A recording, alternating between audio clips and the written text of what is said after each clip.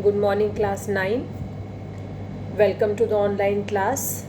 I hope all of you are well, you are safe at home, your studies are going on well, and you are preparing each and everything that has been taught to you till now. Children, from today, we are going to do some revision work. We have taught you so many lessons till now. Now, for some days, we will not do anything new. We are going to revise whatever we have been doing since April. We have done many lessons, some in history, some in civics, and we have given you some question answers also to write. I hope you have been revising your work, you have been completing your written work as per the directions of the teachers. Now, before I start with the first history lesson, before we start our revision work, let me remind you that you must have made one register. First half of the register will be history and second half of the same register will be civics. When in April the online classes started, we had told you that you can do your work in a rough copy, or if you have loose pages you can staple them and do your work, because in those months lockdown period was going on and the markets were totally closed. But now that problem is solved. Now the markets are also open, stationery shops are also open, and now you are expected to maintain a proper copy as you have been doing in your previous years. Till now, if you have been writing on loose papers or in a rough copy, please stop writing there and purchase a new register as soon as possible, which will become your history civics register.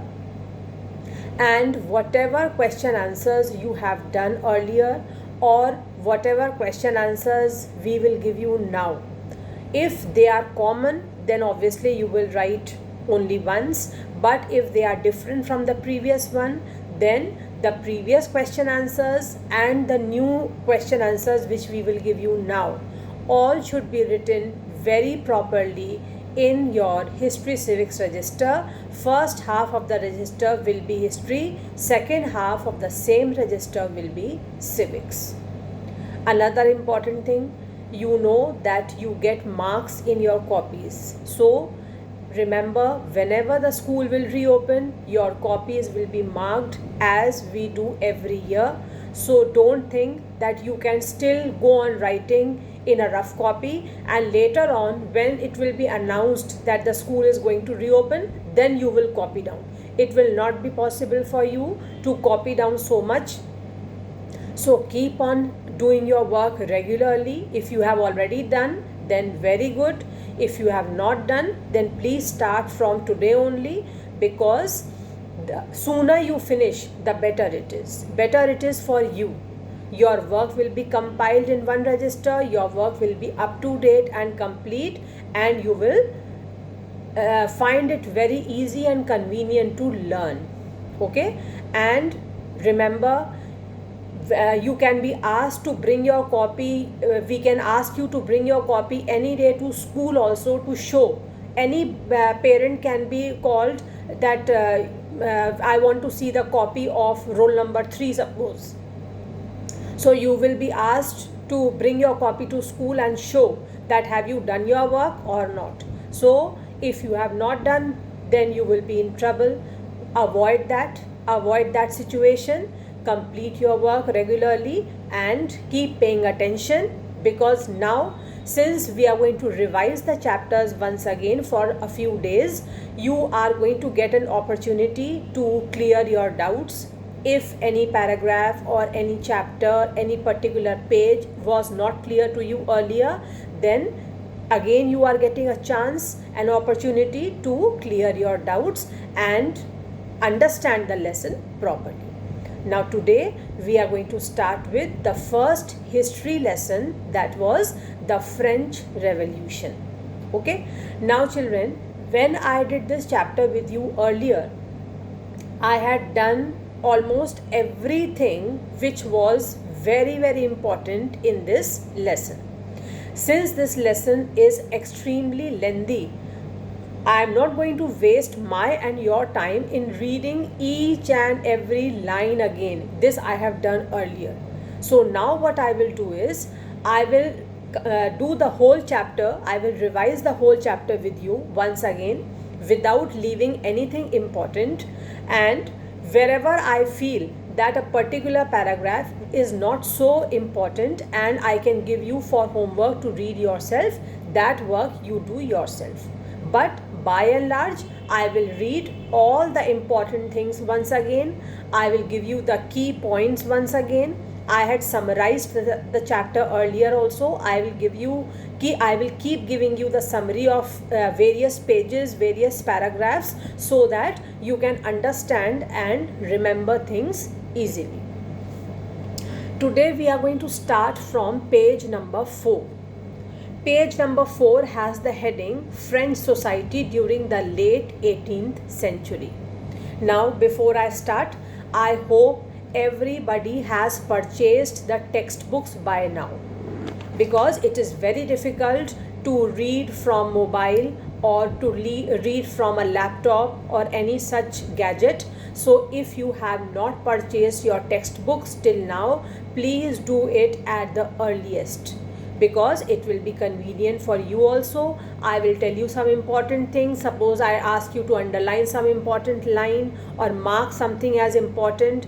If you will have your textbook in front of you, then only you can do it. So please buy your textbooks as fast as you can if you have not done so far.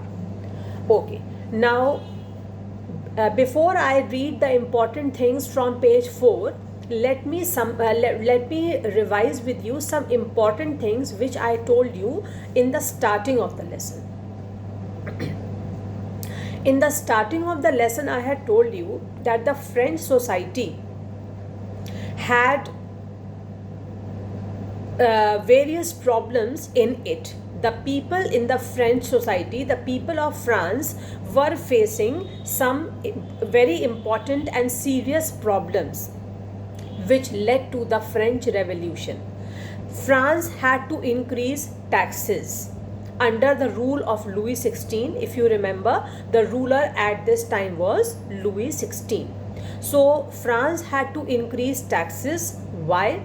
First reason was to maintain the lavish court. Secondly, to wage continuous wars. And third reason was the lenders who gave loans to the state started charging interest. These three were the main reasons why France had to increase the taxes. Another important thing I had told you was that the French society was divided into 3 estates. If you remember, the French society was at that time divided into 3 estates. Those were the first estate, the second estate, and the third estate. The first estate consisted of the clergy, the second estate consisted of the nobility, and the third estate consisted of common men, the common people. They constituted the artisans, the businessmen, peasants, laborers, etc. All common people fell in this category. That was the third estate. And I also told you that the most oppressed class of people in the society was the third estate. These were the people who had to pay all the taxes, whereas the clergy and the nobility did not have to pay any taxes. The common people were already burdened with so many taxes which they had to pay, and the increase in taxes further increased their problems. The clergy and the nobility was enjoying all the privileges under their ruler Louis XVI, whereas the third estate, that is the common people, were tortured. They had to pay so many taxes. Their financial condition was very bad and they were burdened with paying off taxes. So as we will move if we will proceed with the lesson, I will keep telling you, and you will also read how circumstances took place, how situations arose, and French Revolution started. What were the circumstances that led to the French Revolution? This we will read further. Now let us start from page number 4. French society during the late 18th century. In 1774, Louis XVI of the Bourbon family of kings ascended the throne of France. Underline this line. In 1774, this year is important. Louis XVI of the Bourbon family of kings ascended the throne of France. He was 20 years old and married to Austrian Princess Marie Antoinette. Upon his succession, the new king found an empty treasury. So when he came to the throne, the treasury of France was empty. Long years of war had drained the financial resources of France. I had given you in the starting, children, 3 reasons why France had to increase taxes. One of the reasons was continuous wars. Added to this was the cost of maintaining an extravagant court at the immense palace of Versailles. I had also told you to maintain the court, the lavish court, the beautiful court, to meet the expenses of maintaining the beautiful court in Versailles, the taxes were increased. This was the second reason. Keep marking. First reason was continuous wars. Second reason was to maintain the court. Then, under Louis XVI, France helped the 13 American colonies to gain their independence from the common enemy Britain.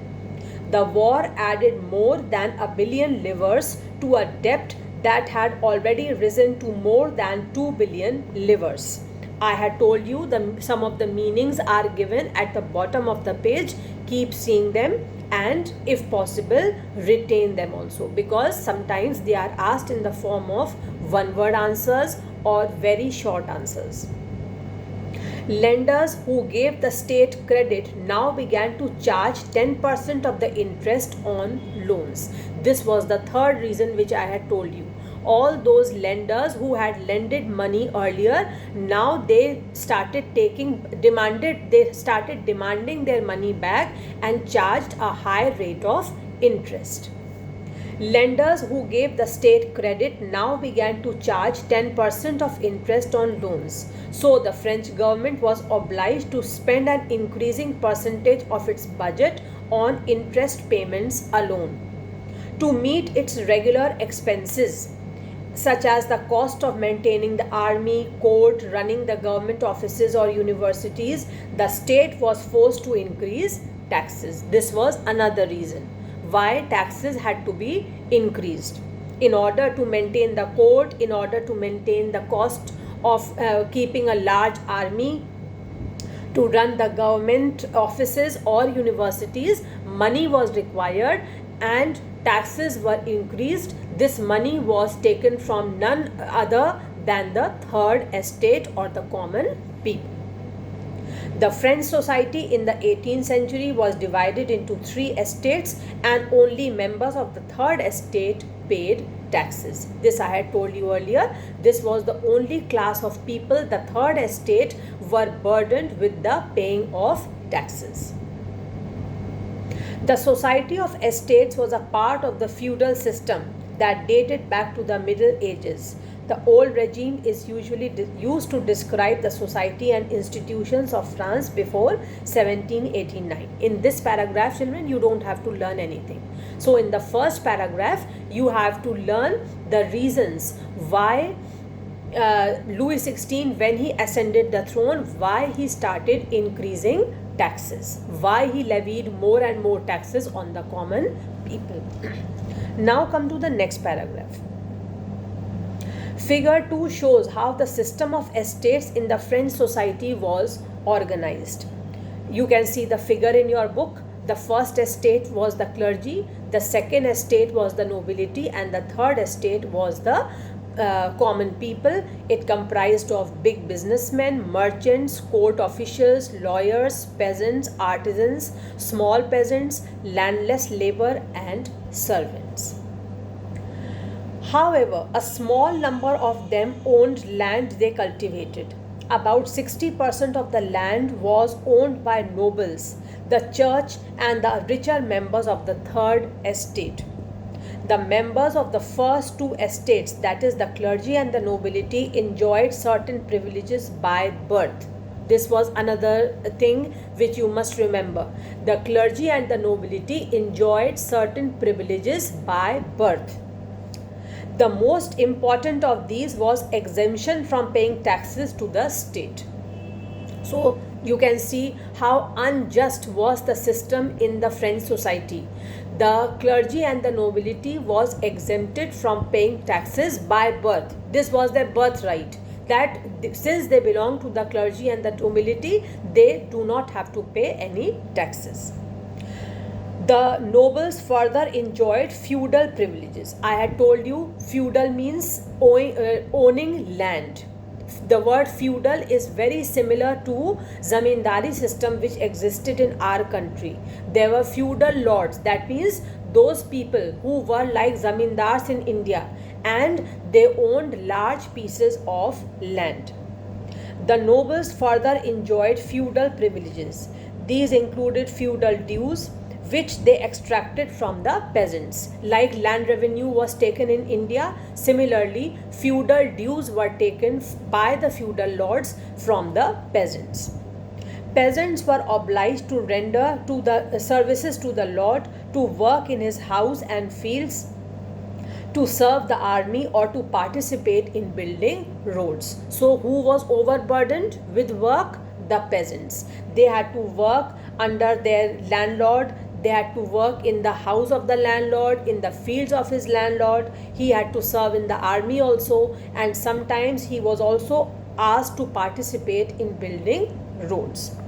Now the next paragraph is very, very important, and when I had earlier taught this lesson to you, I had discussed with you two important taxes which were paid by the people here. The first tax was tithe and the second tax was tail. If you have revised things, then you must be remembering I had mentioned these two taxes. The tithe was a tax levied by the church comprising 1/10 of the agricultural produce, and tail was the tax to be paid directly to the state. So these two important taxes were levied on the people. The church too extracted its share of taxes called tithes from the peasants, and finally all members of the third estate had to pay taxes to the state. So tithe was basically charged from the peasants, but later on all the members who belonged to the third estate, they were asked to pay the taxes. These included a direct tax called tail and a number of indirect taxes which were levied on articles of everyday consumption like salt and tobacco. So tail was a direct tax which was charged from the people, and not only this, several indirect taxes were also taken from the common people in the form of the taxes which were levied on the commodities like consumption of salt or tobacco. The burden of financing activities of the state through taxes was borne by the third estate alone. This I have told you several times, that the first and the second estate, the clergy and the nobility, was totally exempted from paying the taxes, and it was only the third estate which was overburdened and was asked to pay these taxes. Now next page. In the next page we will read about another problem which we had studied earlier, which is called subsistence crisis. Now let us read and see what was subsistence crisis, why this crisis arose in the French society. The struggle to survive. The population of France rose from 23 million in 1715 to 28 million in 1789. I had taught you earlier, children, that the main problem at this time was the rising population of France. And due to this rising population of France, the demand for food grains was also increasing very rapidly. Although lot of food grains were produced, but it could not match with the growing population. That is why there arose subsistence crisis. Or in other words, you can say that due to population growth and due to drought, due to crop failure, also due to drought, there was the harvest was destroyed, and it could not meet the demands of the rising population, and which led to the shortage of food grains. Hence, this is termed as subsistence crisis. Now let us read. The population of France rose from 23 million in 1715 to 28 million in 1789. This led to rapid increase in the demand for food grains. Production of grains could not keep pace with the demand. As I had told you earlier, that the production of food grains could not match with the increasing population. So the price of bread, which was the staple diet of the majority, rose rapidly. Because the demand was increasing, so the price of bread rose rapidly. Most workers were employed as laborers in workshops whose owner fixed their wages. But wages did not keep pace with the rise in prices. The workers who were working, they had fixed wages which they were given. They were paid fixed wages.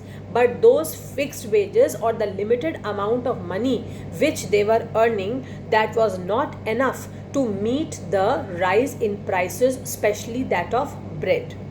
So the gap between the poor and the rich widened. How the gap widened? Only those people who had enough money, who could afford costly bread to eat, only those people, the rich sections of the society, could get food to eat. Others who were poor, they got only limited money as wages. They did not have enough money to meet the rising demands, rising prices of bread.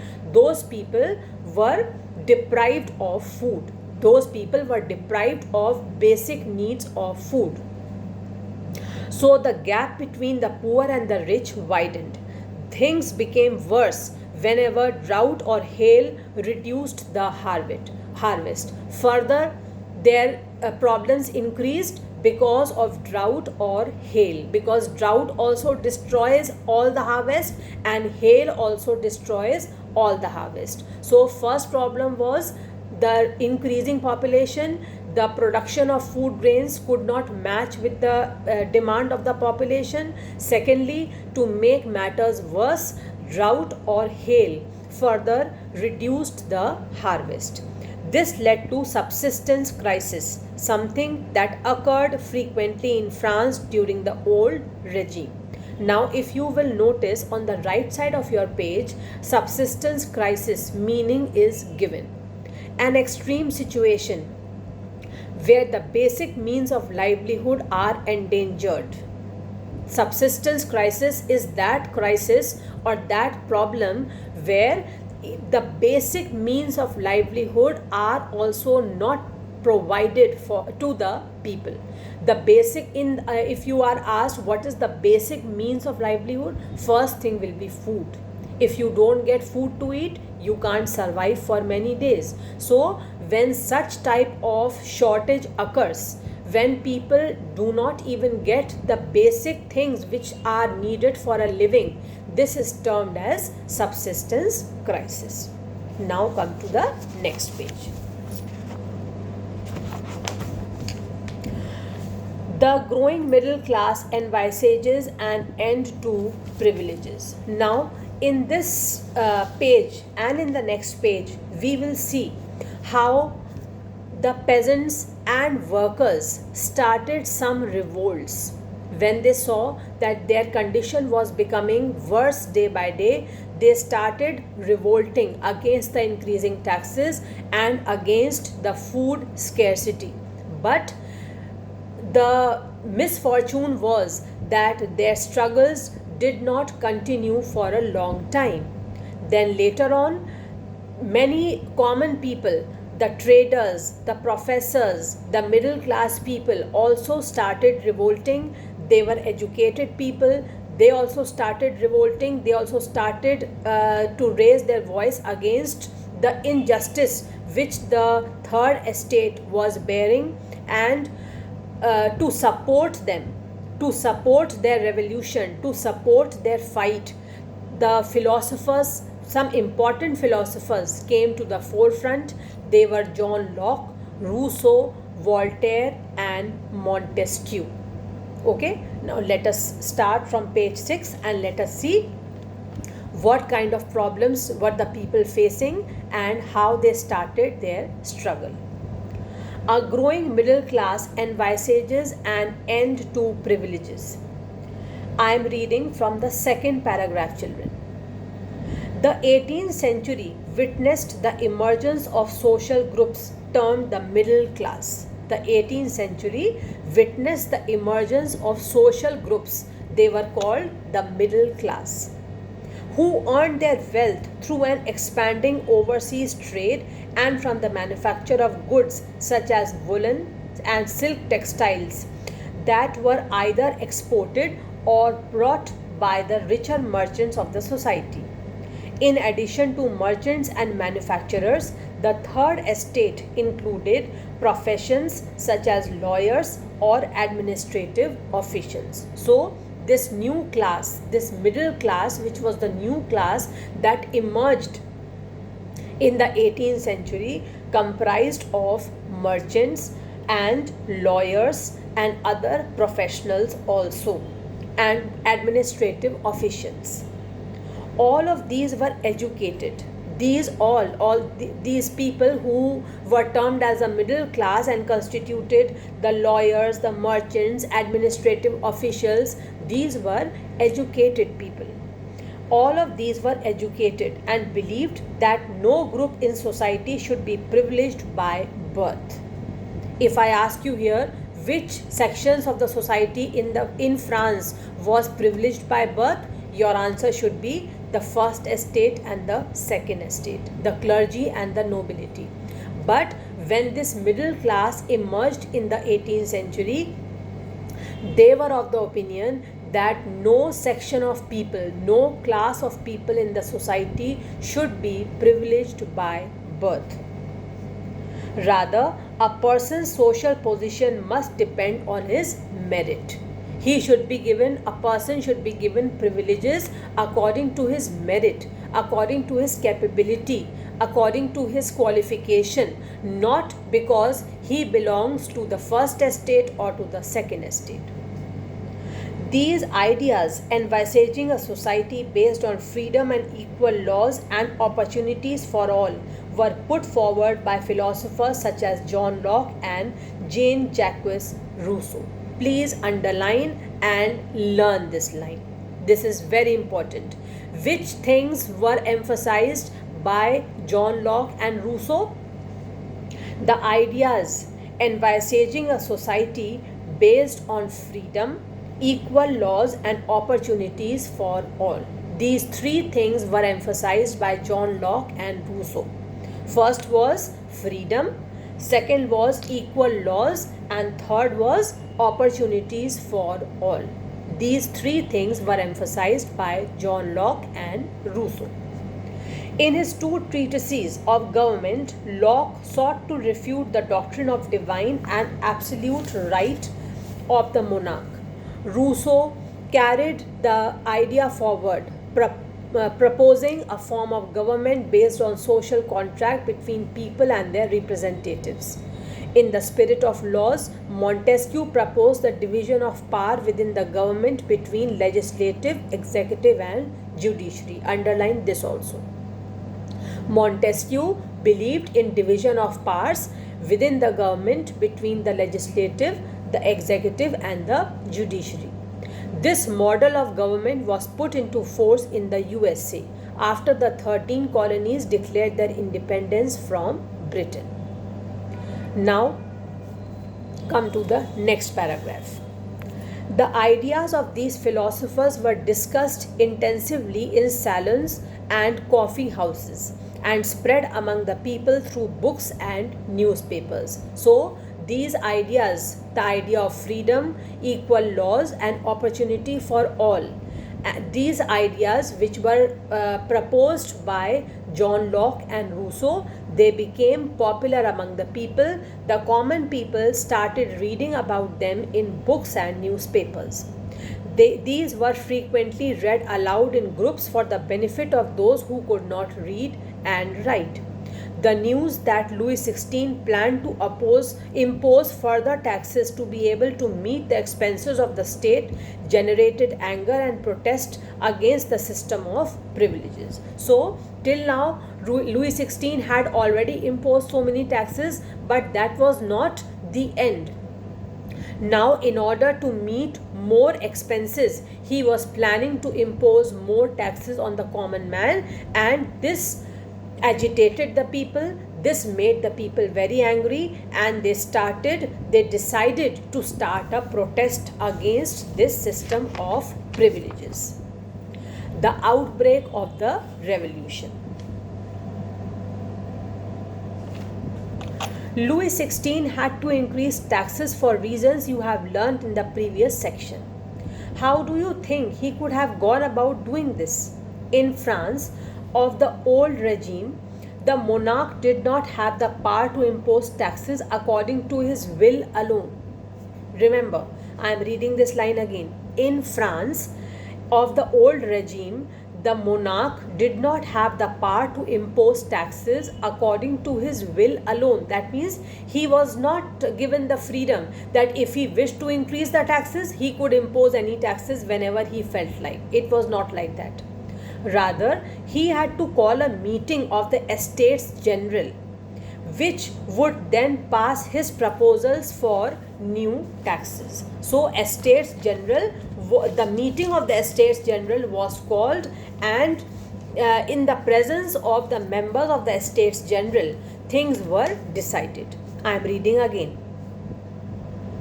Rather, he had to call a meeting of the Estates General, which would then pass his proposals for new taxes.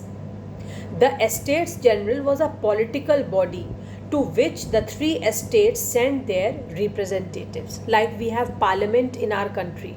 Similarly, there was Estates General in France. So, Estates General was a political body, and the three estates, the first, second, and the third, three estates had to send their representatives to the Estates General. However, the monarch alone could decide when to call a meeting of this body. The last time it was done was in 1614.